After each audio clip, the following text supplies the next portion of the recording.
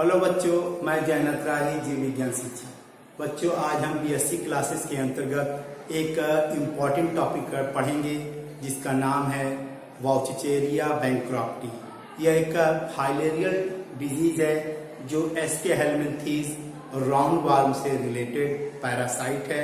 यह एक प्रकार क्या है, इंडो पैरासाइट है। किसका है? ह्यूमन का। यह ह्यूमन के लिम्फ वेसल एंड ब्लड में पाया जाता है। हम जानते हैं कि यह पैरासाइट क्या है, डाइजेनेटिक पैरासाइट है। It means complete their life cycle in two host, that is primary host and secondary host. Primary host is human being and secondary host is blood sucking culex mosquito. तो आइए हम देखते हैं life cycle of Wuchereria bancrofti. तो सबसे पहले हम start करते हैं। ये आपके सामने कुछ फिगर बने हुए चित्र हैं जिनको हम समझाएंगे। यह किससे संबंधित है? Life cycle of filarial warm से संबंधित है। आइए देखते हैं।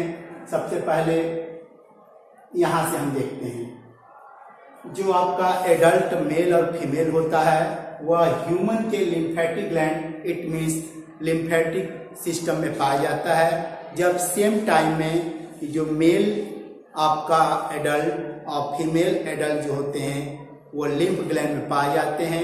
ये क्या होते हैं? क्वाइल्ड स्टेज में होते हैं। वहां पे ये कॉपुलेशन करते हैं। It means copulation occur in the lymph gland of human being. यहाँ पे कॉपुलेशन के बाद जो फीमेल है वो क्या हो जाती है?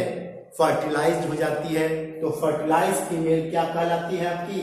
एक प्रकार की ओवोविविपेरस है। इट मीन्स ये अंडे देती है और यही अंडा जो होता है फीमेल फाइलेरियल वार्म के शरीर के अंदर हैच टूट करके छोटे छोटे माइक्रोस्कोपिक न्यूमरस माइक्रोस्कोपिक स्ट्रक्चर बनाते हैं जिसका नाम है क्या?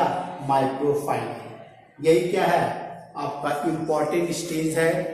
ये हैचिंग के बाद जो माइक्रोफाइलेरी है वह लिम्फ ग्लैंड से होते हुए कहाँ जाता है? लिम्फ वेसल्स में। लिम्फ वेसल से होते हुए कहाँ जाता है? ब्लड वेसल्स में, ह्यूमन के ब्लड वेसल्स में।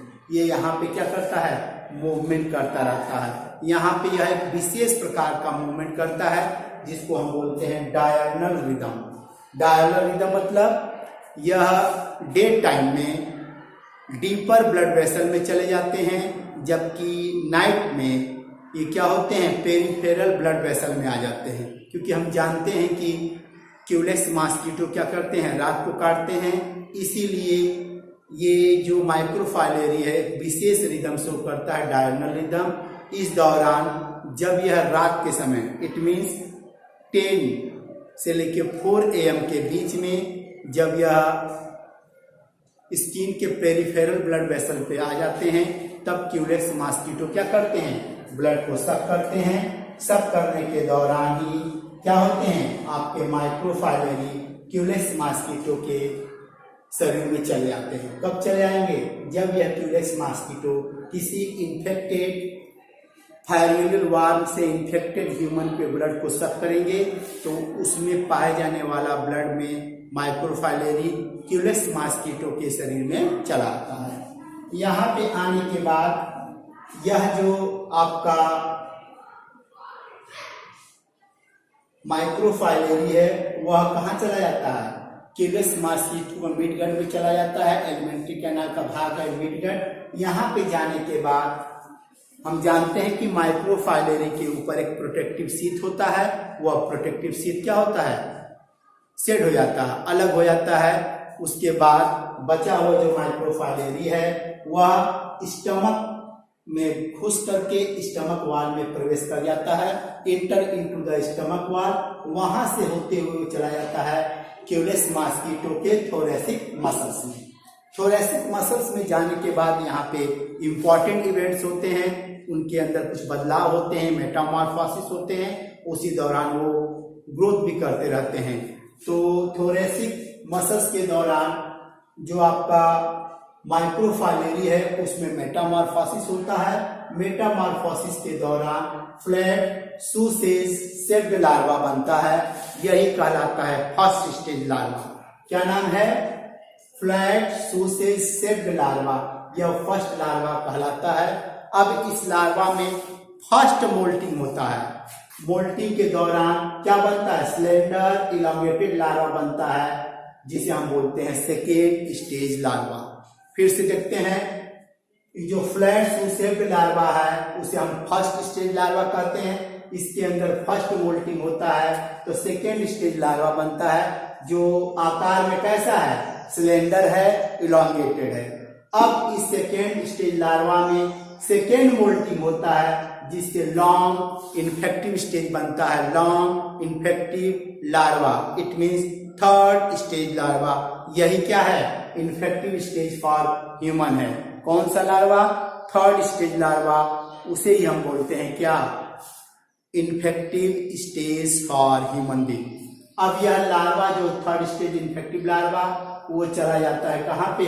मॉस्किटो के लेबियम में। इट मीन्स उसके माउथ पार्ट में चला जाता है। वहां पे जब कोई मॉस्किटो अपने लेबियम के द्वारा क्या करता है? ह्यूमन के स्किन को छेद करके वहां से ब्लड को सक करता है, उसी दौरान लॉन्ग इन्फेक्टिव स्टेज लार्वा चला जाता है ह्यूमन के ब्लड में। और ह्यूमन के ब्लड वेसल से होते हुए कहाँ चला जाता है? लिम्फेटिक ग्लैंड में। इट मीन्स लिम्फेटिक सिस्टम में चला जाता है। वहां पे जाने के बाद इस थर्ड स्टेज जो लॉन्ग इन्फेक्टिव स्टेज है, जो थर्ड स्टेज लार्वा है, उसके अंदर तीसरा और चौथा थर्ड मोल्टिंग होता है और फोर्थ मोल्टिंग होता है। ये दो मोल्टिंग के बाद वह जो लार्वा स्टेज है वह एडल्ट मेल में या एडल्ट फीमेल में बदल जाएगा। फिर ये एडल्ट फीमेल क्वाइल स्टेज में ही क्या करते हैं? कॉपुलेट करेंगे और आगे का लाइफ साइकिल को क्या करेंगे? परफॉर्म करेंगे। फिर से देखते हैं, यहाँ पे जो लेबियम मॉस्किटो से लेके यहाँ पे सकिंग हो रहा है, ये जो स्टेज है वह ह्यूमन बीइंग में पाया जाता है। ह्यूमन बीइंग में जो ये कैरी लार्वा है वो माइक्रोफाइलरी लार्वा है, जबकि मॉस्किटो जो क्यूलेक्स है उसमें थर्ड स्टेज 3 लार्वा है। First stage larva, second stage larva और थर्ड स्टेज लार्वा। क्या करता है? वाउचेरिया बैंक्रॉफ्टी जो है अपने लाइफ साइकिल को 2 होस्ट में पूरा करता है। ह्यूमन में कर रहा है, साथ ही साथ क्या होता है? क्यूलेक्स में कर रहा है। इसीलिए वाउचेरिया बैंक्रॉफ्टी को हम डाइजेनेटिक पैरासाइट भी कहते हैं। इस तरह बच्चों क्या हुआ? यह लाइफ साइकिल क्या हुआ? कंप्लीट हुआ। तब तक के लिए नमस्कार, धन्यवाद।